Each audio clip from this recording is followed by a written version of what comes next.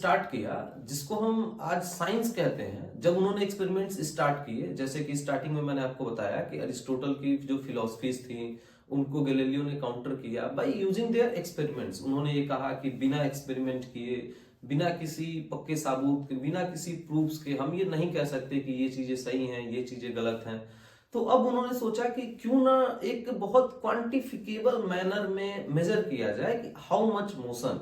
मतलब उस टाइम पे क्लॉक्स नहीं हुआ करते थे, तो मतलब वॉचेस वहां पे नहीं थे, क्लॉक्स वगैरह वहां पे नहीं थे। तो उन्होंने सोचा कि अब ये सैंड मतलब आवर ग्लास से तो नापना ये सही नहीं है कि आवर ग्लास एक बार ठीक है, अब कोई चल के गया, कब आएगा वापस, फिर आवर ग्लास पलट के देखेंगे तो डिसाइड करेंगे। नहीं, उन्होंने एक बहुत ही अच्छा एक टेक्निक निकाला। उन्होंने सोचा कि ये जो पल्सेज हैं, हमारे जो हाथ के जो पल्स हैं, तो ये एक फिक्स्ड टाइम पे बीट करते रहते हैं। मतलब ये जो आवाज हमें, ये जो हमें फील हो रहा है, ये एक फिक्स टाइम पे फील हो रहा है। और अभी हम जानते हैं कि थोड़ा सा हम डर जाए, थोड़े से हमारे इमोशंस हाई हो जाए तो पल्सेस हाई बीट करने लगेंगे, मतलब तुरंत तुरंत बीट कर लेंगे, फ्रीक्वेंसी इनकी बढ़ जाएगी। और अगर हम बहुत शांत हैं, जैसे कोई मेडिटेटिव स्टेट में है, तो उसके पल्सेस थोड़े से स्लो बीट करेंगे उस टाइम पे।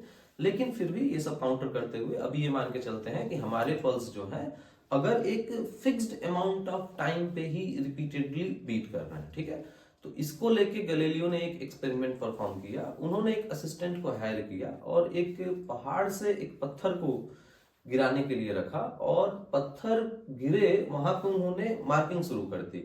मतलब पहले उन्होंने मार्क कर दिया कि दिस इज पॉइंट 1 2 3 4 5 6 7, और वो अपने हार्ट बीट पे, मतलब यहाँ पे पल्स को हाथ रखे, और उन्होंने बताया कि जब जब मैं बोलूंगा बस तुम पत्थर को गिराना, और फिर जब मैं बोलूंगा तो मार्क करते रहना कि अच्छा इस टाइम पत्थर कहाँ पे है, इस टाइम पत्थर कहाँ पे है, इस टाइम पत्थर कहाँ पे है, वो जो ऊपर से रोल कर रहा है। तो यहाँ पे हम देखेंगे कि जब उन्होंने ये ऐसा किया तो वो फॉर ईच मतलब 10 पल्सेस, 10 पल्स को वो गिनते थे ऐसे, 1 2 3 4 5 6 7 8 9 10, और फिर बोलते थे मार्केट।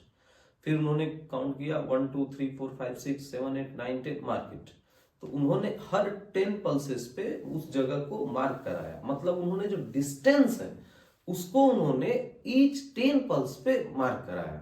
और उन्होंने जो पाया वो ये पाया कि distance is directly proportional to time square.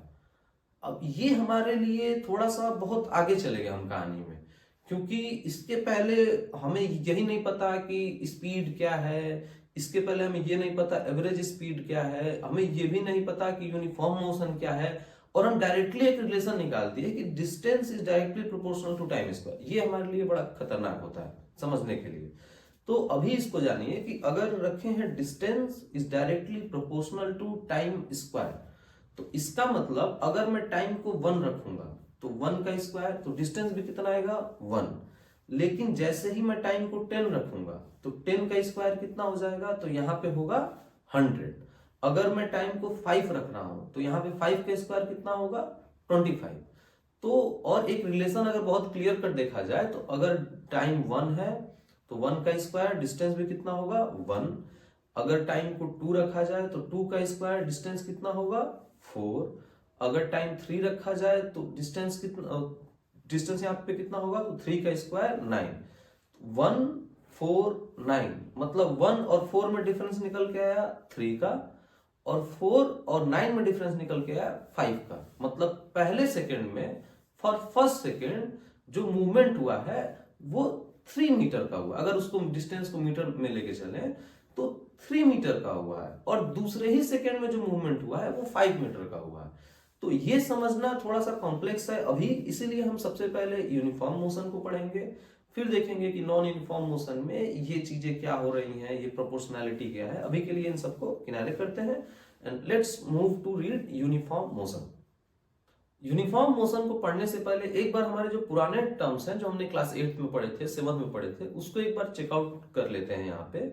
तो सबसे पहले पढ़ेंगे speed is equals to distance by time, हमने पढ़ा था।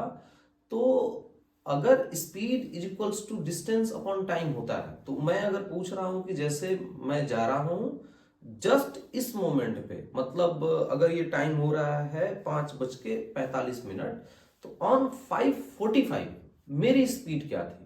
तो मेरा जो स्पीडोमीटर है वो स्पीड बताएगा कि 4 सॉरी 40 किलोमीटर पर आवर आपकी स्पीड है, लेकिन द फंडामेंटल क्वेश्चन इज कि speed is equals to distance by time. अगर स्पीड निकालनी है तो हमें एक डिस्टेंस ट्रेवल करना पड़ेगा और फिर देखना पड़ेगा कि हमने कितने टाइम में उसको ट्रेवल किया है। मतलब अगर हम स्पीड को लिखें और फिर equals to distance by time यहाँ पे लिख दें तो हम देखेंगे कि ये जो स्पीड है ये मिले, इसके लिए हमें एक डिस्टेंस ट्रेवल करना पड़ेगा और देखना पड़ेगा कि उस डिस्टेंस को हमने कितने टाइम में ट्रेवल किया है, तब जाके हम स्पीड बता सकते हैं। जैसे कि एक बार और इसको देखते हैं कि जैसे आप 10 किलोमीटर चल के गए, 10 किलोमीटर जाने में आपको 1 घंटे लगे, तो वहां पे हम लिखेंगे कि जो स्पीड है वो 10 किलोमीटर आपने चला और टाइम लिया 1 घंटे, मतलब आपकी स्पीड हुई 10 किलोमीटर पर आवर। लेकिन ये स्पीड कैसे हुई? क्योंकि अगर आप 10 किलोमीटर चल के गए होंगे तो आप कहीं रुके भी होंगे, आप कहीं ब्रेक भी लिए होंगे, या हो सकता है अगर आप पैदल गए हो तो किसी दुकान पे रुके हो, या कुछ कहीं पे तेज चले होंगे, कहीं पे स्लो चले होंगे।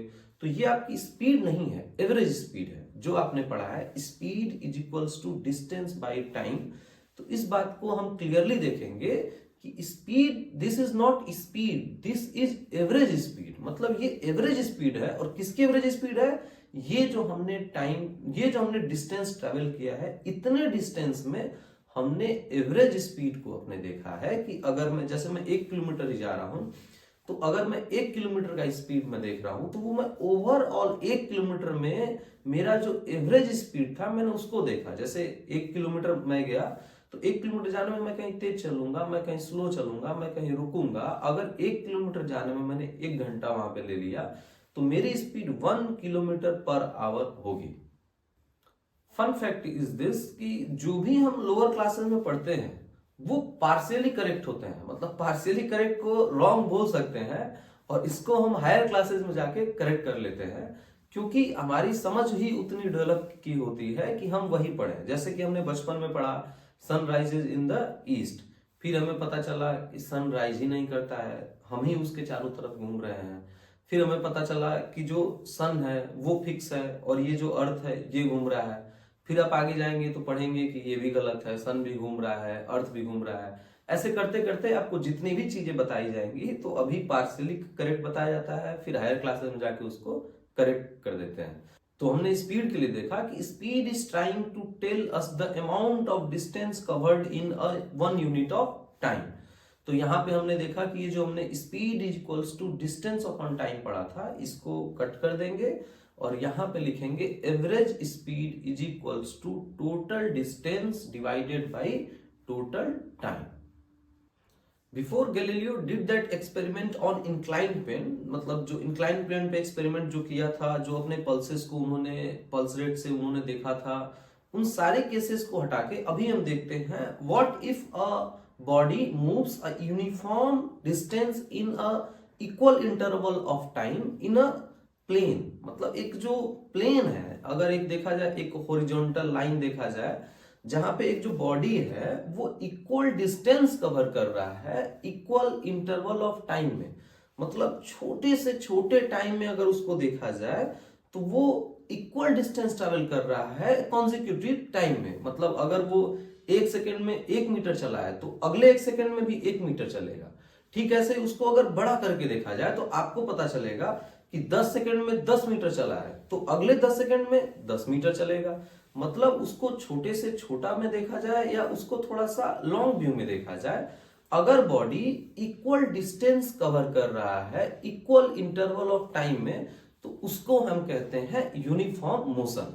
और ठीक यहीं से क्लियर होता है कि अगर बॉडी इक्वल डिस्टेंस कवर करता है अनइक्वल इंटरवल ऑफ टाइम में, या ऐसा भी कर सकते हैं कि अगर बॉडी अनइक्वल डिस्टेंस ट्रेवल कर रहा है इक्वल इंटरवल ऑफ टाइम में। याद रखिएगा यूनिफॉर्म मोशन में 2 बार इक्वल यूज होता है, लेकिन नॉन यूनिफॉर्म मोशन में एक बार इक्वल यूज होगा तो दूसरे बार अनइक्वल यूज होगा। दोनों बार अनइक्वल यूज करेंगे तो वो कहीं एक केस में जाके गलत हो जाएगा। क्यों गलत होगा? क्योंकि आप देखिए, अगर मैं कहूं कि अनइक्वल इंटरवल ऑफ टाइम में अनइक्वल डिस्टेंस ट्रेवल कर रहा है तो हो सकता है कि कभी ऐसा हो, जैसे अनइक्वल टाइम हमने दिया कि कभी 1 सेकंड ले लिया और कहीं 10 सेकंड ले लिया, और फिर हमने दिखा दिया कि यहाँ पे जो ट्रैवल किया वो वहां पे 1 सेकंड में 1 मीटर किया और यहाँ पे 10 सेकंड में 10 मीटर किया, ये गलत हो जाएगा। तो इसीलिए हम देखेंगे सिंपली, एकदम सिंपली देखते हैं कि यूनिफॉर्म मोशन में बॉडी, यहाँ पे body travels equal distance in equal interval of time, और नॉन यूनिफॉर्म मोशन में body travels unequal distance in equal interval of time. और ये जो मोशन है ये स्ट्रेट लाइन में होगा तो ही हम इसको मानते हैं कि ये यूनिफॉर्म मोशन है। जैसे अब हम ये नहीं कह सकते कि हम आगे घूमते हुए गए फिर पीछे आ गए और हमने सेम टाइम कवर किया, मतलब सेम टाइम में सेम डिस्टेंस ट्रेवल किए, तो उसको हम यूनिफॉर्म मोशन कहेंगे। ये गलत है। आप पूछ सकते हैं कि सर ये क्यों गलत है? ऐसा इसलिए कि जब भी हम आगे जाते हैं तो पीछे आने के लिए हमें एक पॉइंट पे रुकना ही पड़ेगा। तो अगर उस इंटरवल ऑफ टाइम पे देखा जाए तो हमारा डिस्टेंस जो है टाइम के हिसाब से वेरी कर गया।